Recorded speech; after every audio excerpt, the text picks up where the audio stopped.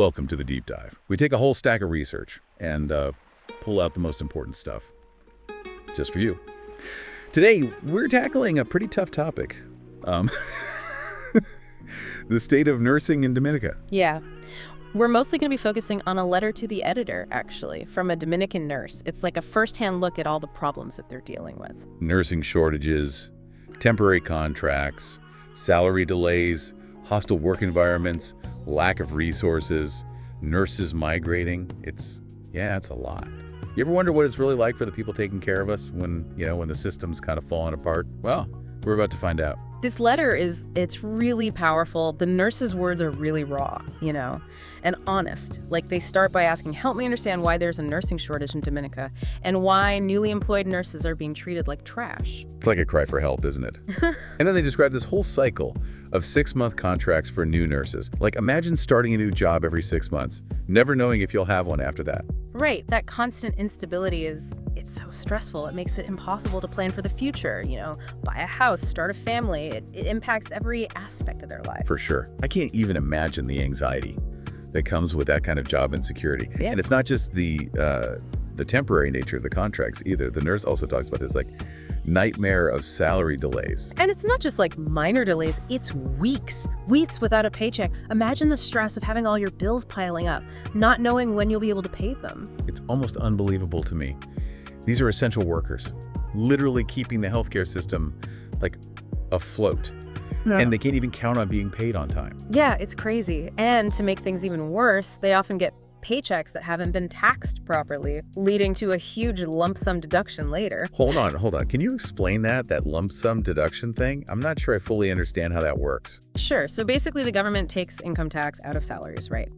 But because the payroll system is so messed up, they sometimes don't deduct the right amount throughout the year. Ah, I see. So then they got to make up for it all at once. Exactly. And that can be a huge financial burden for nurses who are already struggling to make ends meet.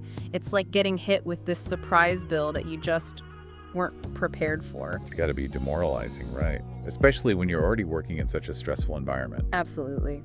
And that brings us to another big issue the nurse brings up: the lack of resources. They talk about having to tell patients, we don't have that all the time, even for basic supplies. Wow.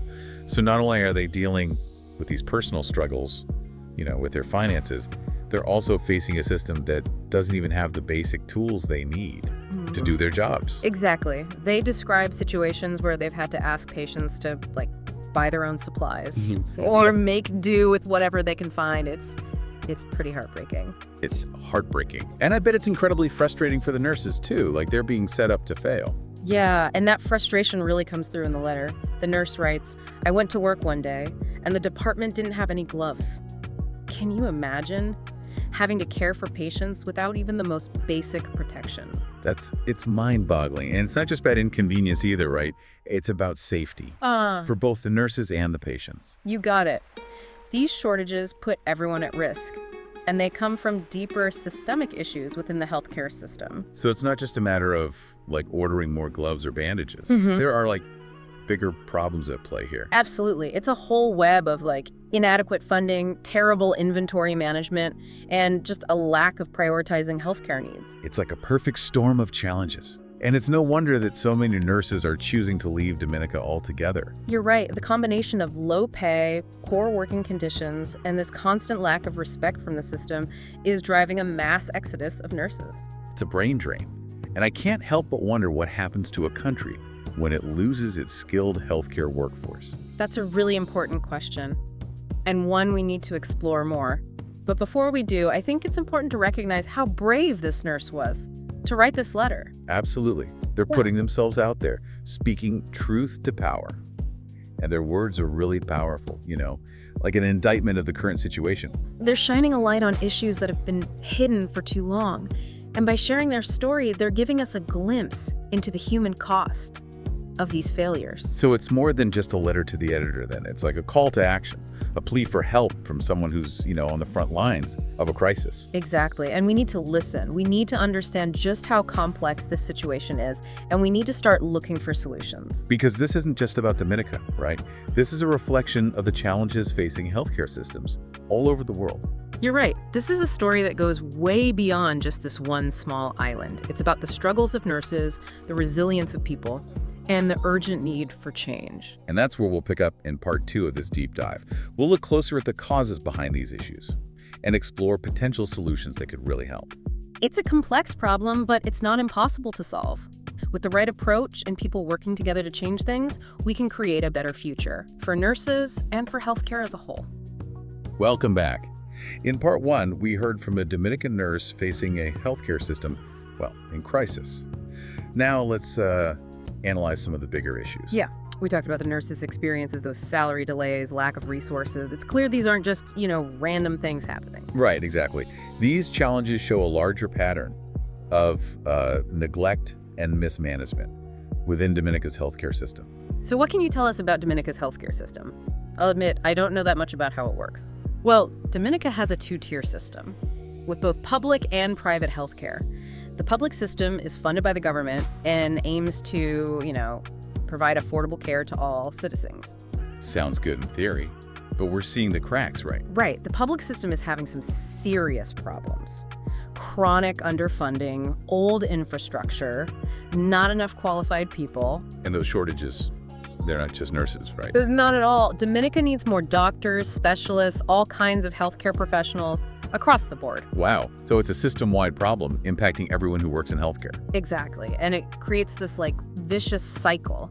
As conditions get worse and salaries stay low, more healthcare professionals just leave the island. Which just makes the shortages worse, leading to longer wait times and worse quality care. It's like dominoes, and in the end, it's the patients that suffer the most. And this brain drain, it doesn't just impact Dominica, right? No, not at all. Lots of nurses and doctors from developing countries are going to wealthier nations for better opportunities, Yeah. and a more stable future. So it's a global problem then, with all sorts of complex economic and social factors. Absolutely. It really shows the huge inequalities that exist around the world. Okay, so we've established Dominica's healthcare system has big problems. But let's go back to the nurse's letter, those salary delays. You mentioned problems in the payroll system. Can you say more about that? Sure. The payroll system in Dominica is mostly centralized. The Ministry of Health handles payments for all public healthcare workers. So if something goes wrong there, the whole system's messed up. Pretty much, yeah. There are these bureaucratic bottlenecks, outdated software, and departments just not communicating with each other. Sounds like a recipe for disaster. It definitely contributes to those delays and errors that nurses are experiencing. And when you add those problems to the already low salaries, it makes nurses feel really disrespected and devalued. Like the system is saying, we don't care enough about your work to even pay you on time. Yeah, and that message comes through loud and clear. It's no surprise that so many nurses feel demoralized and burned out. Okay, so we've got these administrative problems and not enough funding. But what about the lack of resources? The nurse talked about patients buying their own supplies. That's shocking. It really shows the resource crisis in Dominica's healthcare.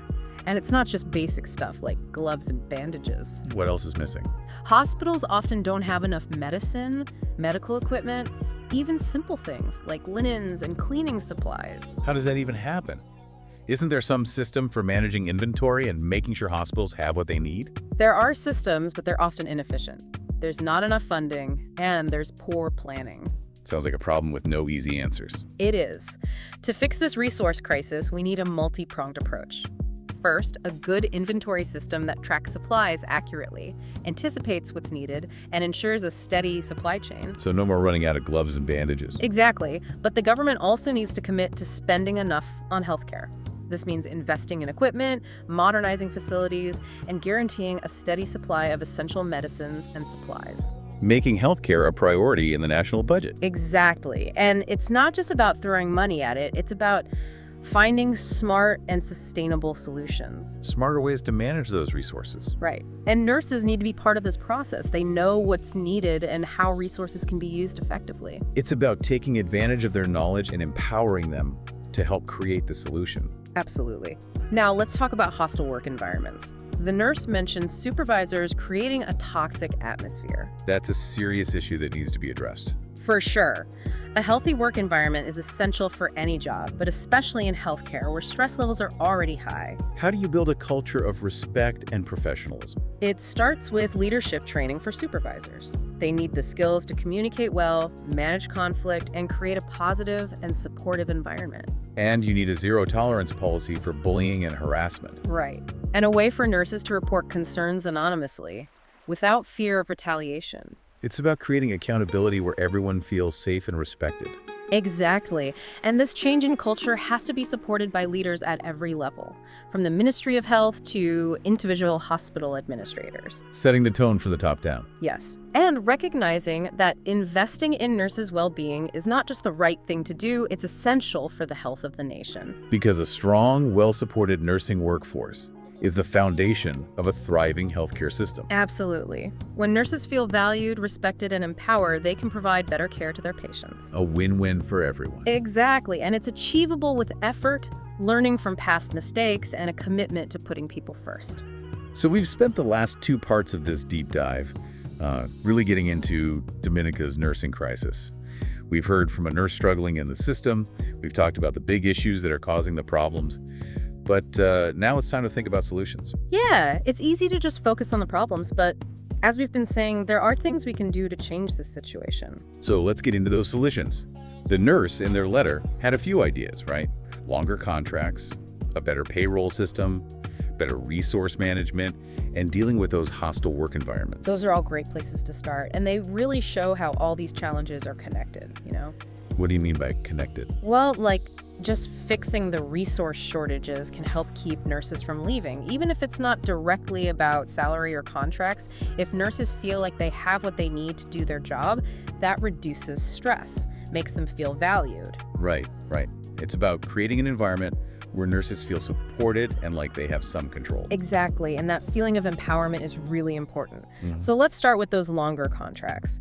The nurse suggested moving away from those 6-month contracts to maybe 1 or 2-year contracts, or even a permanent system. What would be the good things about doing that? Longer contracts give stability and predictability, which are really important for attracting good nurses and keeping them. It lets them plan for their future, invest in their careers, and feel loyal to the healthcare system. So it's sending the message that they're valued members of the team, not just temporary. Yeah, exactly.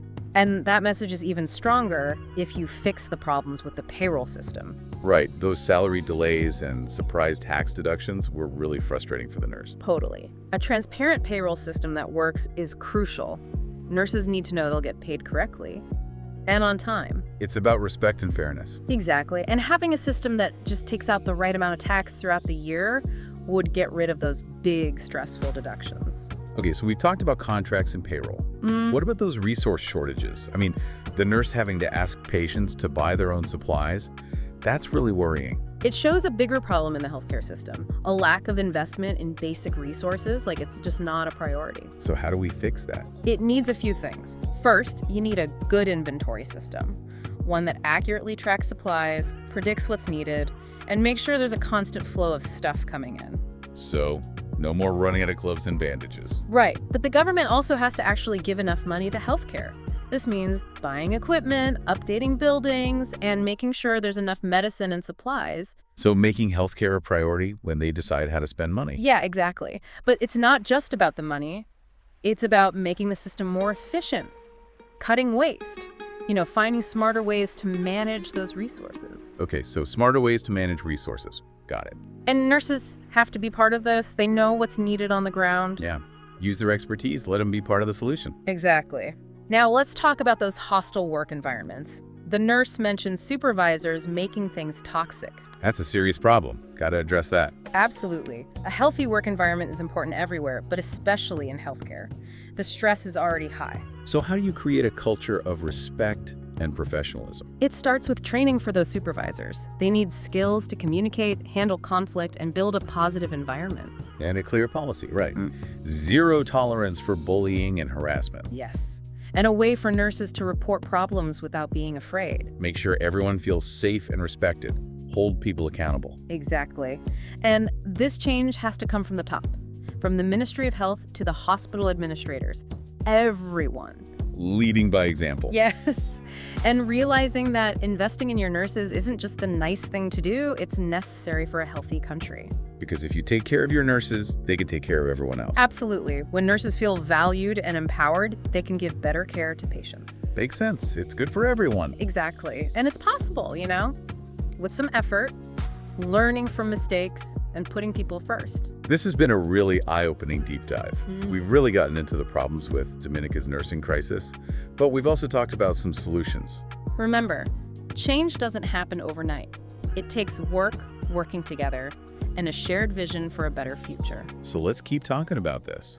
Let's support our nurses, demand better healthcare systems, and work to create a world where everyone has access to good, compassionate care. Thanks for joining us on this deep dive. We hope this has made you think and maybe inspired you to take action. Until next time, stay informed, stay involved, and keep asking those tough questions.